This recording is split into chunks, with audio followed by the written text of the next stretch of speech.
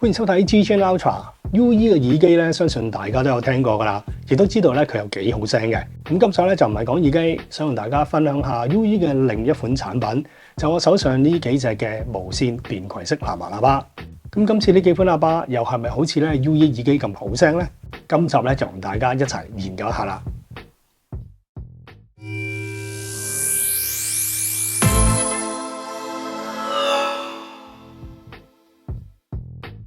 好啦，我哋先睇下 Mini Roll 啦。圓形嘅外觀 ，size 咧只係一個手掌咁大啫，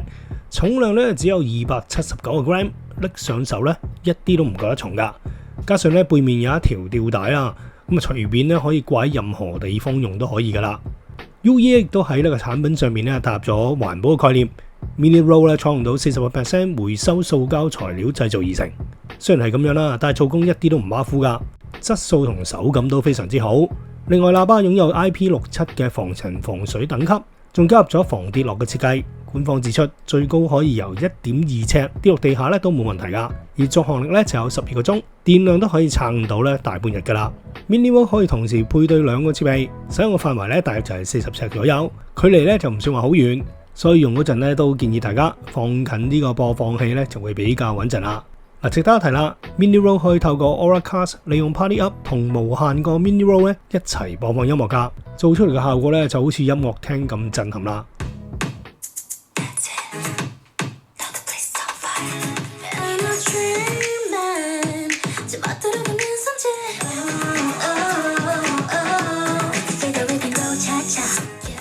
跟住咧睇下 Wonderboom 4啦，圓筒形嘅設計，提供360度全方位嘅環迴聲效，重量咧大約有420個 gram， 同樣啦有 IP67 嘅防塵防水等級，續航力咧就比 Mini Roll 多2個鐘，有14個鐘頭，使用嘅範圍咧都係約莫40尺左右，但係就可以同時連接最多2個播放裝置，亦都可以單一部播放器連接2個 Wonderboom 4進行無線串流播放㗎。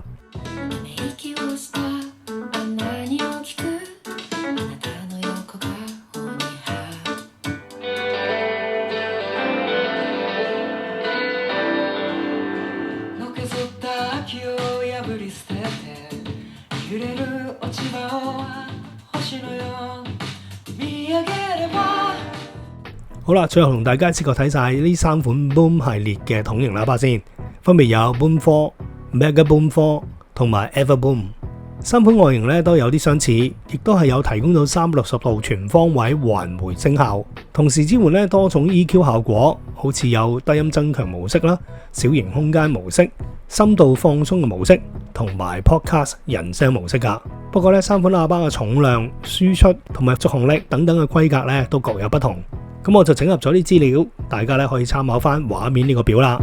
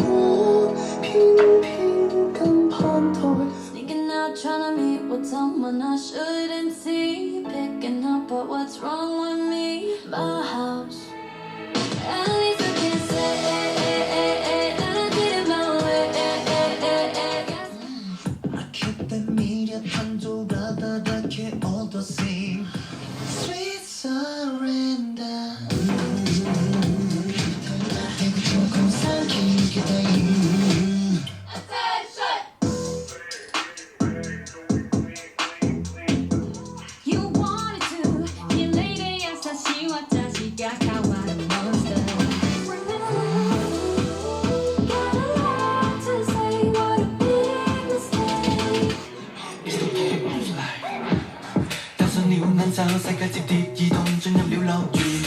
前行高端的機關數8個，全部亮閃的閃開的開太過。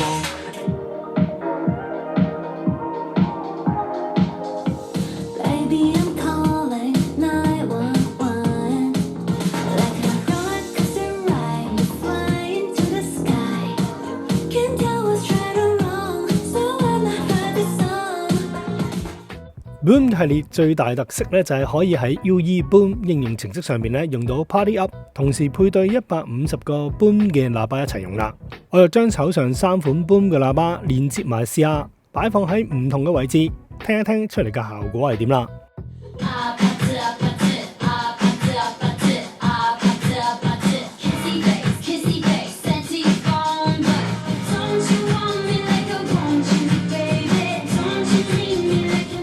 出嚟第一個感覺咧就係聲音咧好有空間感，令到整個測試嘅範圍都充斥住音樂包圍住我咁樣。無論去到任何一個角落啦，都可以聽到歌聲。呢一種360度嘅環迴體驗咧，的確係幾特別噶。不過你要留意翻啦，始終係用藍牙傳輸，喇叭與喇叭同埋播放器之間嘅距離咧都唔可以離得太遠。如果唔係咧，就會間中出現窒一窒，甚至乎咧會有斷線嘅情況出現。所以用 Party Up 嗰陣咧就要留意一下啦。另外 Boom 4同 Mega Boom 4咧都可以透過 Magic Button 去控制喇叭嘅播放、暫停同埋跳前後曲目，仲可以咧對應唔同嘅串流平台，只要用翻 App 將你最中意嘅 Playlist 加入去，撳一撳呢個 button 咧就可以直接播放 Playlist 噶啦，用起嚟都幾方便，而且歌單支援嘅平台都唔少，包括有 Spotify、Android 上面嘅 Amazon Music 同埋 iOS 上面嘅 Apple Music。咁以後去到邊都可以聽到心愛 Playlist 上面嘅歌啦。好啦，咁今集同大家分享咗啦 UE 嘅便攜式藍牙喇叭啦。咁我自己咧就幾中意細呢兩隻嘅，因為咧佢本身個 power 都幾勁啦，同埋呢個聲音咧都係夠響亮嘅。咁如果攞嚟同啲朋友去踩單車啊，或者係去燒下嘢食嘅時候咧，用呢兩隻喇叭仔咧都夠力夠好玩噶。咁另外啦，最特色咧就係大嘅 Boom 系列嘅喇叭啦。佢最特別咧就係可以做到個 Party Up 嘅一個功能啦，就可以連線到咧好多隻藍牙喇叭，而製造到一個咧好似開演唱會咁震撼嘅效果嘅。咁我自己覺得，如果去開一啲 party 啊，地方夠大啦，可以容納多啲喇叭，就可以做到咧呢一個好似開演唱會嘅效果。咁Boom 嘅系列咧都會覺係幾啱用㗎。咁今集咧同大家咧就分享咗 UE 嘅藍牙喇叭啦，咁希望咧喺大家咧都可以認識多啲UE 除咗有耳機之外咧，原來佢嘅藍牙喇叭咧都係幾唔錯嘅。咁到最後啦，大家應該咧幾關心佢嘅售價嘅，咁我會將佢嘅價錢咧擺咗喺影片下邊嘅描述咧，等大家可以了解多啲噶。好啦，咁今集嘅產品分享咧就講到呢度。喜歡影片嘅話，記得俾個 like， 有問題可以留言。如果你覺得我頻道幫到你嘅話，就記得 subscribe 同埋 share 影片出去啦。好，我哋期待下條片再有其他新嘅產品同大家分享。下條片再講過，拜拜。